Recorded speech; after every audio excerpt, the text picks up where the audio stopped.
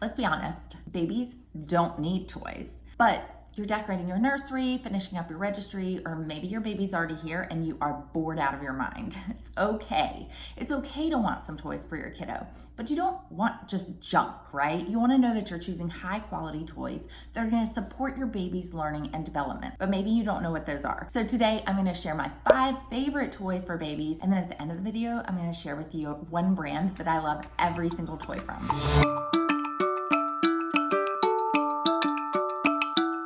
Hey friend, I'm Rachel. I'm a pediatric occupational therapist, mama of 3 littles, and a total child development nerd. Each week on my channel, I share a video to help you have more confidence and playfulness as a parent and give your kiddo the best start possible. Okay, let's dive into our first toy. Have you ever held your baby or a friend's baby and you happen to be wearing a shirt that has a bold print or stripes and baby just zeroes right in on it and is just entranced? That's newborn vision at work. It doesn't work the way yours and mine does. Babies are basically born nearsighted, effectively colorblind, and they don't have any depth perception. So they're really attracted to simple, bold images. So I love to have plenty of black and white toys for baby. Now this can be books, this can be cards.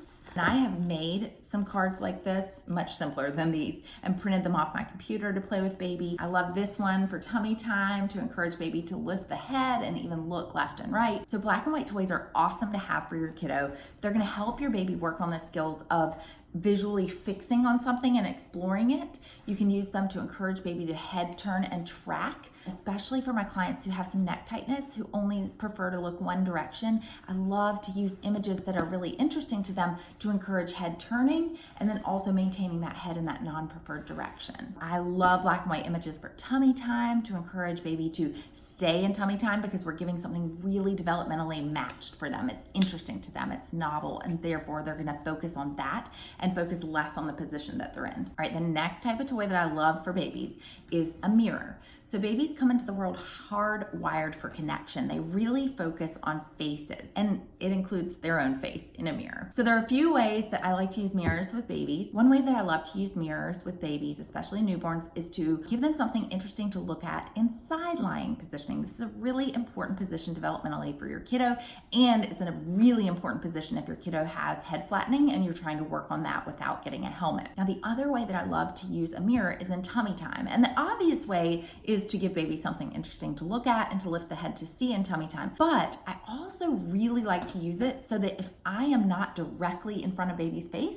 I can still see baby's face and be responsive and respectful in tummy time. So that's the method that I teach, is a no cry approach to tummy time. And for many babies, they take a little time to learn to be comfortable in tummy time. It's a process, and I don't want them miserable during that process. So I use a mirror so that I can really see baby's face and watch for the cues and clues, not a full meltdown, but those little subtle cues and clues that baby is ready for a little break in tummy time. Now, if you're struggling with tummy time, or you've never heard this idea that babies can learn to love tummy time, if you've declared your kiddo a tummy time hater, I'm here to help. I've shared some links below that are gonna be perfect for you. I always say that if I was stranded on a desert island with a baby with only one toy, I'd choose an activity gym. That's because a good high quality activity gym grows with baby through many months and milestones. It can encourage head turning, which I've already mentioned is super important. A great activity gym also supports tummy time as well as time on the back. And mom talk here, activity gyms are a great way to keep your baby entertained and learning and working on their skills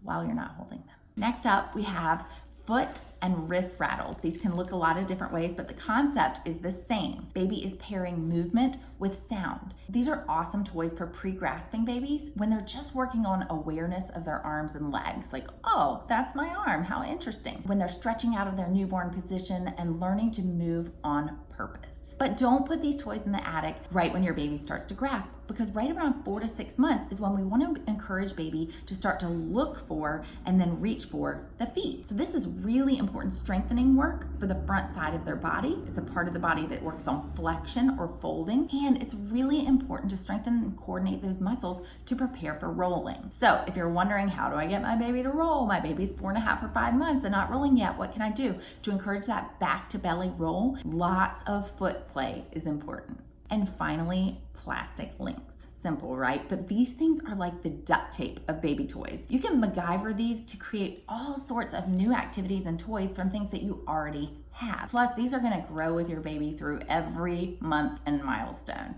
So let's take a look at how. You can use plastic links to hang all sorts of things from an activity gym to keep it novel. You can use them to lower toys from the gym to where baby can actually reach and interact with them. And they're super grabbable for babies who are working on their grasping skills. Later, as baby's working on sitting up, you can use them to hang toys for baby to reach and grab in sitting. And finally, when baby's starting to manipulate toys well, later in that first year, you can start to have them put them in and out of containers.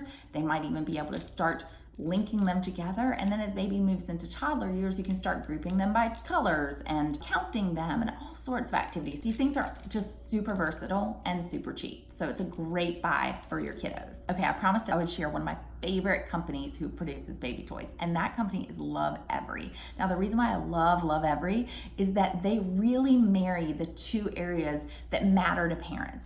They make beautiful, high quality toys that you want in your home, you want in your pretty nursery that you spent all that time preparing, but they also get expert advice from professionals like me and from research to design their toys. So you're getting the best toys possible for your baby. And they have subscription boxes for babies and toddlers that arrive on your doorstep, targeted right to the age and stage of your kiddos. Okay, so I just want to show you really quickly. Some of the things I showed you today are from LovEvery because they are going right along with what professionals recommend for babies. We've got the foot rattles, and some of these even encourage reaching because they're crinkly. So I just think that everything that they send in their subscription boxes for babies and toddlers are so perfectly zoned in on what your kiddo will be working on developmentally and to support those milestones through play. If you're curious to learn more about LovEvery, I've dropped a link in the description box below. And because I'm all about simple and doable, simple toys, simple play, check out the video on your screen right now, and we're gonna talk about some easy sensory play activities for your baby. I'll see you in the next video.